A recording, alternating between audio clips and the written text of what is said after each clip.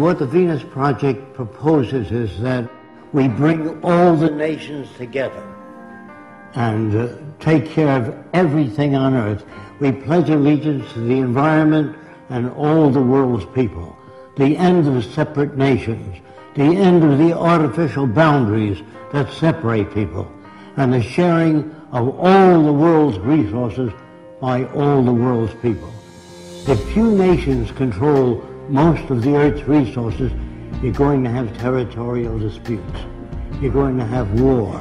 You're going to have all the problems you've always had. That's why most people think it's human nature. They think man is basically greedy, and that this is why you have problems. That is not true. A banker, a serial killer, and a gangster, and a priest are made by environment. It's not human behavior, it's the environment we come from which generates behavior. We are victims of culture, all of us. That's why we have a distorted view. We believe that some people are good, some are bad, some are creative, some are less creative. All that's bunk. Everyone can be creative. Now they tell you in your schools that plants grow. That's a lie. They need water, sunshine, soil, moisture, gravity, all those things. Without them, the plant doesn't move.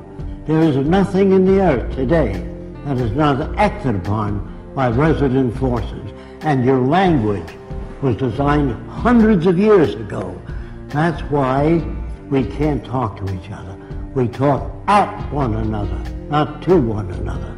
A lawyer is a guy that takes language, twists it around to any way he wants to. If he's skilled at it, he can knock you out, put you in jail. A lawyer would be considered a criminal in the future. So would all bankers, and all businessmen, and all politicians. Don't forget, you're brought up to believe that King Solomon was a great guy. He had 1,000 wives. He'd be arrested today as a bigamist. So all the things that you're taught, they teach you to fit in with this culture. There's no such thing as thinking things over. You think within the context of the way you were brought up. So it's very hard for so-called normal people to step outside of the environment. Now, in the early days in the Roman Empire, I am told that they used to feed Christians lions. Now, the family would come Saturday and Sunday to see Christians being fed to lions. And the kids would say, "Daddy, can we come next week to see Christians being fed to lions?" Daddy would say, "If you behave yourself." Are these kids sick? No. They're normal to that culture. There are no good or bad people. There are no corrupt people or dishonest people, creative people, lazy people. All that's bunk. If you're raised in a society that understands human behavior, you don't have those variations. You can block them through education. You must design for human comfort, and you must design cities with art centers, music centers, cultural centers. I can only talk a little bit about America because that's where I'm from. I don't like our country. It's completely corrupt. And that's for most civilizations today. They're all corrupt. I'm sorry to say that. I don't like what I'm saying. I wish it were otherwise. We are brought up in a system called established. Established means it serves the interest of the lead group, the control group. What we really need is an emergent society. There are no great men, no great women. All people are creative, but they're not brought up to know what that means. So when they tell you that your government likes you, they're working for you, all that's bunk. When I say people hardly know what they're talking about because they're not brought up to be sane. They're brought up to fit in with the establishment. National loyalty is really a form of stupidity. All people need clean air, clean water, arable land, and a relevant education. That means no businessmen, no advertising, no investment bankers. I used to work for Ernst Udet, and I said, "How did you shoot down 70 airplanes?" And he said to me, "I would fly above aerial combat and watch the rookies that couldn't handle the planes well and knock them off." Now, what kind of a person is that? He's a war hero, great man. There are bums and stupid people brought up by an arrogant society that doesn't give a shit about anyone else but the established institutions. Man, this includes me, cannot think or reason. When your car veers to the right, you don't kick it and beat it up. Either your tire pressure's uneven or something's wrong with the steering column. You try to understand. When children beat up other people and hurt other people like a bully, that's part of their conditioning, their associative memory, the system they live under, which doesn't correct that. Schools do not teach you much. They're mostly concerned with propaganda. Most schools don't teach you how to live, find meaning in your own life, how to disagree without getting angry.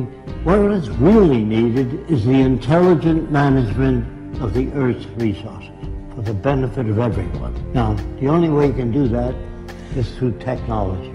Everything that you have, your lights, your air conditioning, your automobile, your airplanes, all technology. Politicians can't give you that. Politicians don't know what to do. They make laws. Say no to drugs. Well, that's not going to stop a person from selling drugs as long as there's money in it. But if you do away with the money system and build access centers where anyone can have access to the necessities of life without filling out 1 million forms or appealing to Fresco, it's all available to everyone. Go to your big department stores or your food stores, you'll see lots of stuff. We are now capable of producing in abundance. People say to me, I know two people from the same environment. One turned out to be a priest, the other a gangster. If environment is everything, how do you get those differences? You get those differences by playing with the youngest child, 4 years old, while the 7-year-old says, that's where jealousy comes from. It comes from poor manipulation of the variables. If you grade children in school, you hurt the other kids. I got an A, what did you get? F, failure. You know, all of us, by the way, are prostitutes in this system. If you sing and you sell toothpaste, you're a prostitute. If you get up and you say, I got just the house you're looking for, you're a prostitute for the establishment. So there's no good or bad people now.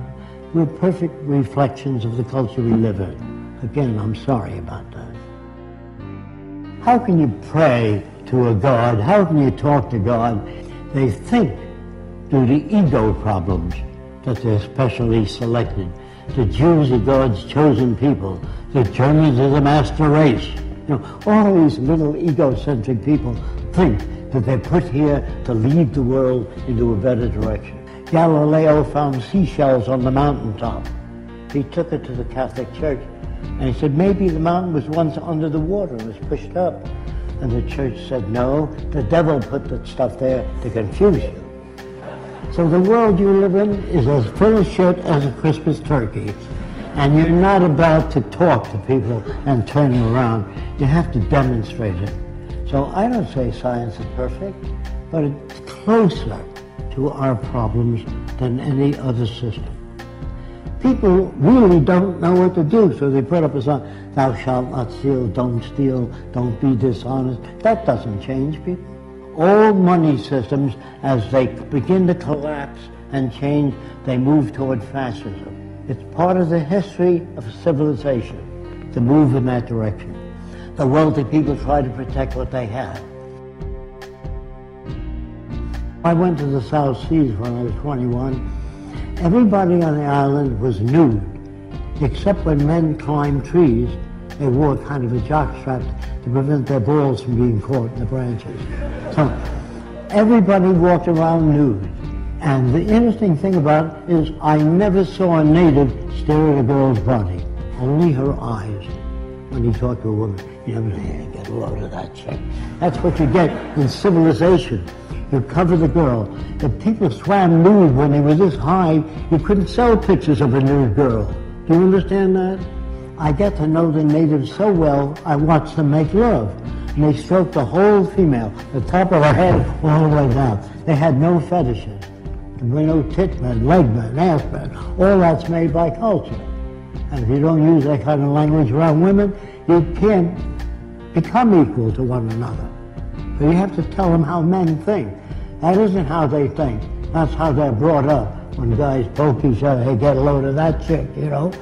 That is learned in the culture. In the islands, they never did that. It's like you stroking a dog. You stroke the whole dog. You don't stop at the balls. You stroke the whole dog. Understand? I'm not your enemy. I'm not trying to hurt you. I'm trying to tell you that if we use science and technology, everyone will be given the best opportunity so that we can bring out the best in every human being.